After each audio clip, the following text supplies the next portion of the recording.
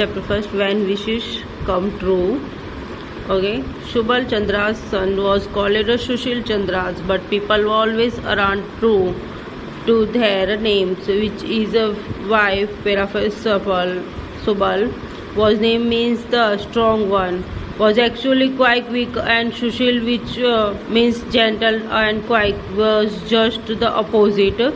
अपने नाम से वो बिल्कुल अपोजिट है.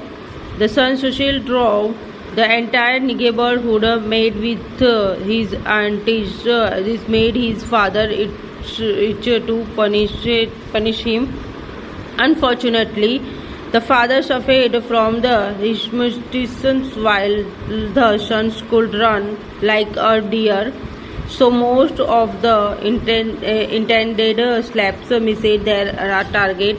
But on the rare occasions when his father managed to catch him, Sushil really had a bad time. The day on which this story begins was a Saturday, and school would be over by 2 in the afternoon. But Sushil was in no mood to go to school for a number of reasons. To start with, it was the day of the dreaded geography test. Secondary, there was to be a display, look at here, of fireworks at the Bose that evening, which everyone was looking forward to. Sushil too longed to spend the day watching every bit of the preparations. After thinking long and hard about it, Sushil jumped into bed just when it was time to go to school. Subal looked at him in surprise and asked him, "Why are you still in bed? Aren't you are going to school?" "I have a terrible stomach ache," said Sushil properly. Subal show throw and tick at once and said to himself, "Very well, I know how to teach you a lesson." He turned to Sushil. "A stomach ache is you would better stay in bed then. You are not to go anywhere. I had bought some longigens for you, but you'd better not have them. Just lie down quickly while I go and prepare a brew for your stomach ache." Shubal locked his son in and went off to prepare a bowl of a really bitter brew. Sushil was a quandary. He loved longers and loathed he breathed his father's maid, and he was trying to go to the boss. But now there seemed to be no chance. When Subal returned to the room with a big bowl of battered brew, Sushil jumped out of bed saying, "I am fine now. My stomach ache has gone. I am going to school." "You are not going out anywhere today," said Subal. Drink this and lie her quaintly for the rest of the day. He forced the brew down Sushil's reluctant throat, looked at the door from outside and left. Sushil burst into tears and wept buckets the whole day long. He told himself, "If only I could be as old as my father, I'd be able to do whatever I wanted to. I could never study as much as I ought to have done. If only I could be young once again. I'd spend all my time studying hard, and it is a happiness that the goddess who grants services was passing by just then." She heard both Subal and Sushil and decided to grant them both their wishes. Approaching before Subal, and she said, "Tomorrow morning you will be as young as your son." To Sushil she said, "From tomorrow you are going to be as old as your father." Both father and son were delighted. Usually, old Shubal could never get any sleep towards the early part of the night. But around dawn, he was fast asleep and slept late. But when the sun rose the next morning, he almost jumped out of bed and discovered that he had grown quite small. The teeth he had lost were all back. The clothes he had been weaving were too out of bed. Discovered that he had grown quite small. The teeth he had lost were all back. The clothes he had been wearing were to be big for him now. His shirt sleeves were longer than his arms and almost touched the floor. His dhoti swept the floor and he almost tumbled in it. Sushil, who woke up at the crack of dawn and ran about the house, was hardly able to open his eyes. When he finally did succeed in shaking off his sleep, it was only because his father was making such a racket outside. Sushil woke up to find that his clothes were really tight. Nearly half his face was covered with a salt and a paper bead morsage. There was no trace of hair that had covered his head. He was shocked to discover a gleaming blade pate in its place. What seemed even stranger was that he did not want to get out of bed as he did on other days. He yawned, turned over on his side and decided to stay in bed. Both father and son had got extremely what they had wished for what they had not anticipated were the complications in the past. Sushil had always thought that once he was old and independent, he had spent his entire time climbing trees, swimming in a pond, and roaming wild with his friends all day long. There would be no one to stop him from doing what he wanted.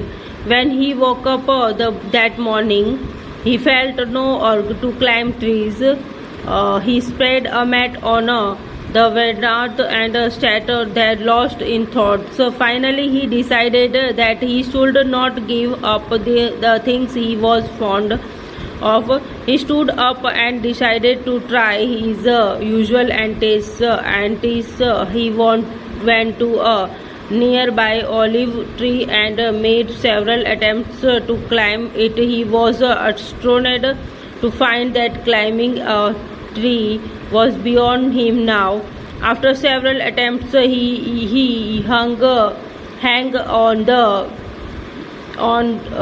to one of the lower branches. आप देख रहे हो नीचे की जो branches है उस पे वो लटक चुका है. With the gave away under his weight and broke into two.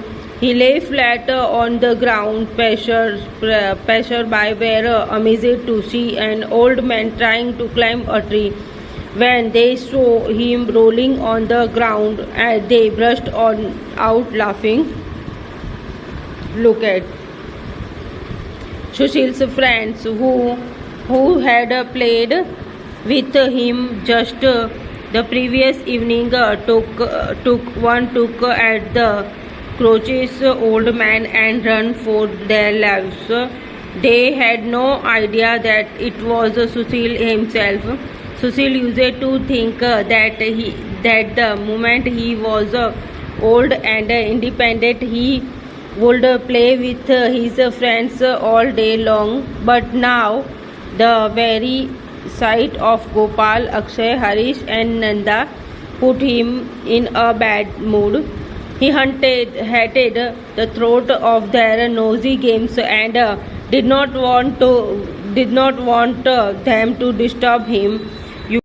You would remember, of course, that once upon a time Shubal had told himself that if he ever got back his lost childhood, he would lock himself up in his study and pore over his book all day long. Now that he was young again, he hunted the very thought of staying or going to school.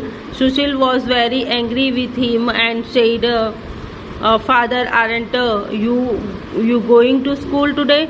Shubal looked down, scratched his head and said, I can't, I've got a stomach ache. Stomach ache, said Sushil angrily. Don't try your tricks on me. उन्होंने कहा कि ये tricks मेरे साथ मत करो कि stomach pain है. I used to get a similar stomach ache to avoid going to school. Sushil had so many different ways of playing truant, and the memory was still so fresh in his mind that it was quite impossible for his poor father to fool him. Sushil forced his young father to go to school. When Shubal returned in the evening and longed to go out and play, it was time for old Sushil to wear his glasses and read the Ramayana aloud to himself. Shubal's nosy presence distributed him, so he made Shubal sit in front of him and do the sums. He selected such tug and complicated problems that it took his young father more than an hour to solve just one of them. In the evening, Sushil played cheese with the old man, and in the locally Sushil was particularly careful about food. When his father Shubal was an old man, he had a lot of digestive problems. The slides overeating would bringing in an attack of acidity.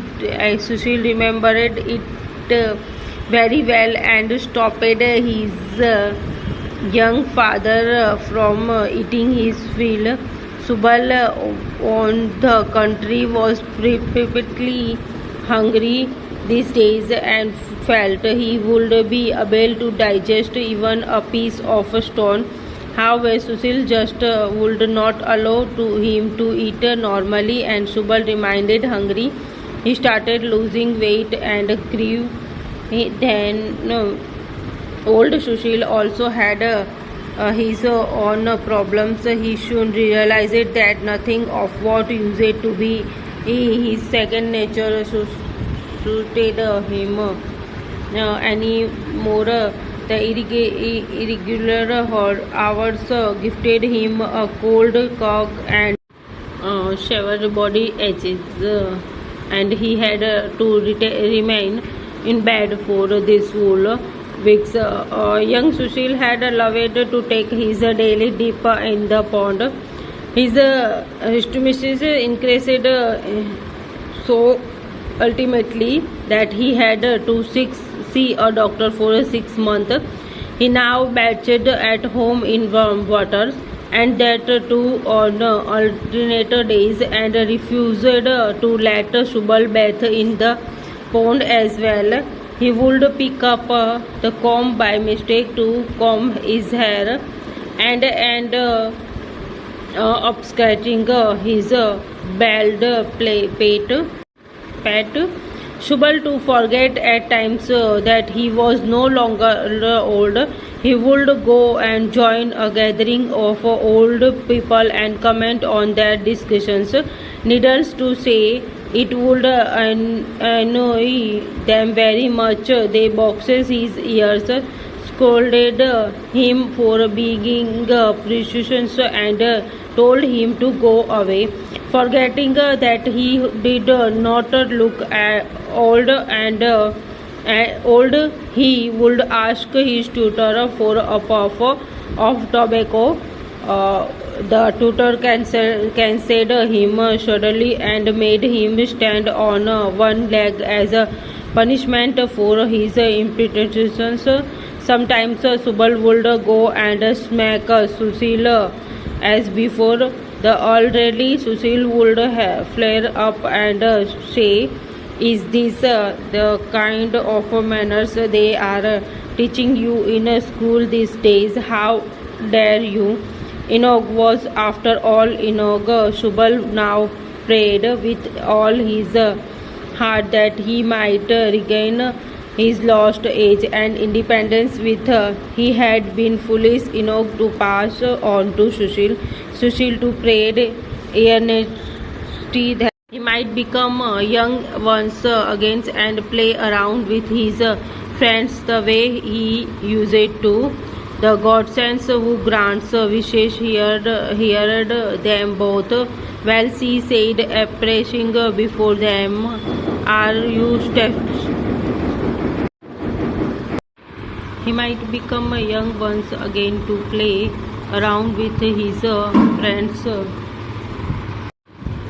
He might become young once again and play around with his friend the way he used to. The goddess who grants wishes heard them both. Well, she said, approaching before them, "Are you satisfied?" "Yes, yes, indeed we are," cried both father and son, falling at her feet. "Please change us back to what we used to be once again." "Very well then," said the goddess, "that's what will happen when you wake up tomorrow morning." The next day Subal woke up and old man and Sushil found himself young once again. Each of them felt that he had just woken up from a bad dream. Subal raised his voice and asked Sushil, "Why aren't you studying your grammars aloud?" Sushil scratched his head and replied, "Father, I will lost my book." ये जो story है इसके writer है Rabindranath Tagore. Okay, Rabindranath Tagore born 1961 1861 1941 was Bengali poet, philosopher, playwright, artist, composer and novelist. He was the first Indian who won the Nobel Prize for Literature in 1930. The story has been adapted in house.